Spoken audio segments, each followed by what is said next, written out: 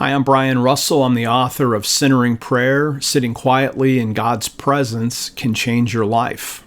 It's my privilege to answer a question today that a reader sent in. The reader asks, is it helpful to process the experience of centering prayer with others, or is that yet another expression of attempting to control the outcomes akin to trying to journal the process?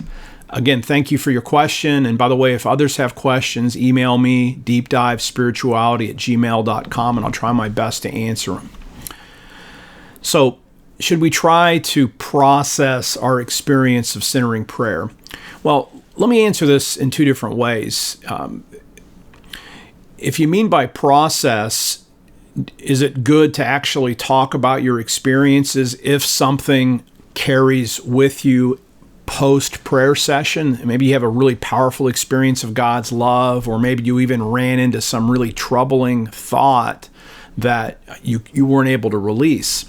Well, the answer is yes. I think it's probably helpful to talk to people about your experiences. So like, for example, whenever I do a group centering prayer experience, especially when there's persons who have never done it before, I always pause after we're done and just say, hey, do you have any questions, any reflections, any places you got stuck?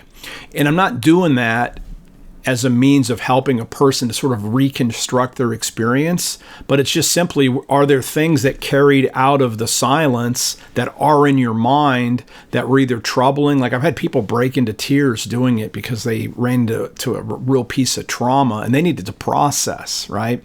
Matter of fact, at Centering Prayer retreats, Father Keating found they actually had to have therapists for long sessions because people were literally encountering trauma and they would come out of it and still remember that. So if you come out of the practice remembering things, yeah, if you want to process it with people, absolutely.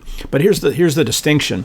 You don't do the centering prayer practice with the intention of processing. We don't hold on to thoughts. We just let them go. And you may have this great idea for a book. Well, let it go. And if it's meant to come back, it will.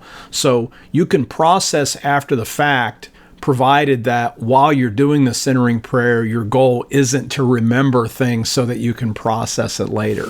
Again, that's kind of a fine line, but I think that's the answer. That's the question that you're asking, and I hope that's helpful. Again, if you need me to follow up, just reach out, deepdivespirituality@gmail.com.